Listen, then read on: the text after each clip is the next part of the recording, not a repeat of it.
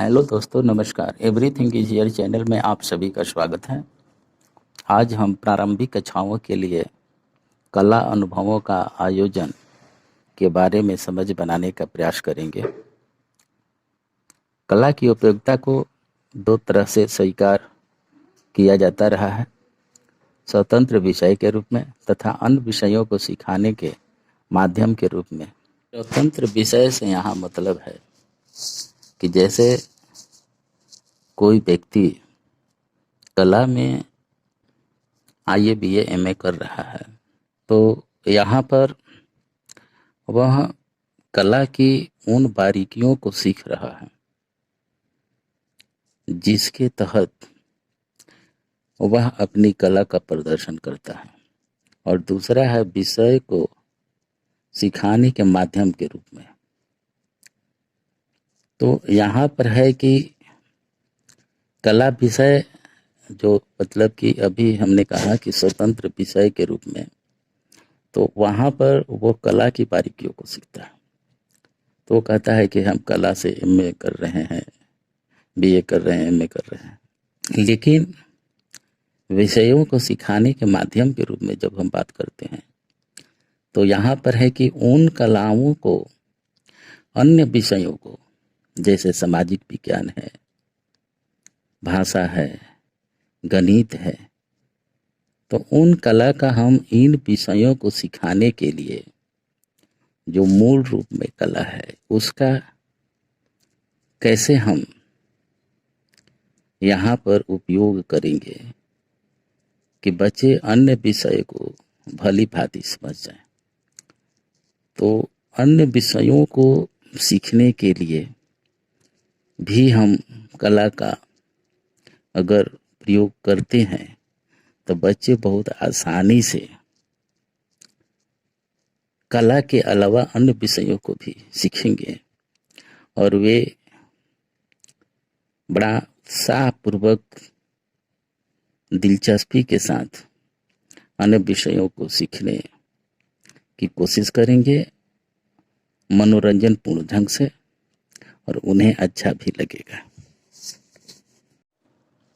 जैसा कि हम सभी जानते हैं कि इस तरह की समझ होने के बावजूद भी ऐसा देखा जाता है कि जब हम कक्षा कक्ष के संदर्भ में कला के बारे में सोचते हैं तो कुछ स्पष्ट तस्वीर उभर कर नहीं आती है। ऐसा होने का एक मुख्य कारण यह हो जाता है कि ज़्यादातर कलाओं को उत्पाद पैदा करने की दृष्टि से देखा जाता रहा है, जबकि कला के द्वारा सीखना उसकी प्रक्रिया में नहीं था। कला प्राकृतिक है, प्रकृति से प्रभावित है, अर्थात कला प्रकृति से संवाद करने का एक तरीका है। प्रकृति में कोई भी व्यक्ति विभिन्न वस्तुएं और उनके संपर्क में आने के बाद जो भी उसके मन में भाव, विचार और संवेग उठते हैं, उनकी अभिव्यक्ति ही कला है। कला चित्रों में है, मूर्तियों में है, संगीत में है, नृत्य में है, कविता में है, कहानी में है, अर्थात हमारी तमाम अभिव्यक्तियों में कला देखा जा सकता है। अगर एक शिक्षक कक्षा में कला अनुभव के माहौल बनाने की बात करे तो बच्चों को एक अच्छे कला अनुभव देने में कतई जरूरी नहीं है कि इसे करवाने वाले व्यक्ति ने किसी कला अथवा कलाओं में बहुत अच्छी जानकारी रखी हो या महारत हासिल की हो। ऐसा देखा गया है कि जो लोग किसी भी कला में महारत हासिल कर चुके होते हैं वे बच्चों को अपनी ही शैली में सीखने और समझने की कोशिश कराते नजर आते हैं। ऐसी प्रक्रिया में बच्चों को खुद से कुछ अलग सोचने का मौका नहीं मिलता है। एक बेहतर कला अनुभव के लिए जरूरी है कि शिक्षक को इस बात की समझ होनी चाहिए कि बच्चे कैसे सोचते हैं, कैसे सीखते हैं, उनकी भावनाएं किस तरह की होती है।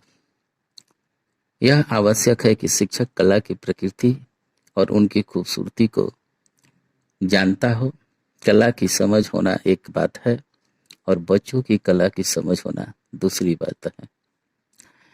कक्षा कक्ष में यह आवश्यक हो जाता है कि शिक्षक यह जानने की कोशिश करे कि बच्चे कला के साथ कैसे संवाद करते हैं। बच्चों की प्रक्रिया कला के प्रति क्या है, कला को किस प्रकार वे अपनी अभिव्यक्ति का माध्यम चुनते हैं। बच्चों की जरूरतों, उनकी इच्छाओं को जानना एक शिक्षक के लिए जरूरी हो जाता है। यह मुमकिन है कि बच्चे कला की परिभाषा गढ़ते हुए मिले। मेरा मानना है कि उनका परिभाषा गलत नहीं होगी। यहाँ एक शिक्षक का काम हो जाता है कि किस प्रकार उनकी परिभाषा को वह शिक्षक पूरी कला अनुभव प्रक्रिया के साथ लेकर कैसे चलता है। बच्चों के लिए बेहतर कला अनुभव बनाने के लिए यह जरूरी होता है कि एक शिक्षक यह समझ सके कि बच्चों की जिंदगी में कला की क्या भूमिका है। क्या वे वैसी ही है जैसे किसी वयस्क की जिंदगी में होती है। बच्चे जब कागज पर कुछ लकीरें खींचते हैं तो क्या वे सिर्फ आड़ी तिरछी रेखाएं ही खींचते हैं या फिर उनके द्वारा की गई कलात्मक अभिव्यक्ति होती है। एक मनमोहक चित्र का पूर्ण बन जाना, दर्शकों को लुभाने वाला एक नृत्य या गीत तैयार हो जाना या एक नाट्य प्रस्तुति हो जाना उतना महत्वपूर्ण नहीं है जितना इसकी सृजन की प्रक्रिया। प्राथमिक कक्षाओं के विद्यार्थियों के लिए विभिन्न कलाओं से परिचय पाना, उनमें अपनी अभिव्यक्ति ढूंढ पाना तथा साथ ही उनकी सांस्कृतिक विरासत से रिश्ता बनाना सबसे अधिक एक शिक्षक के लिए महत्वपूर्ण होता है। धन्यवाद।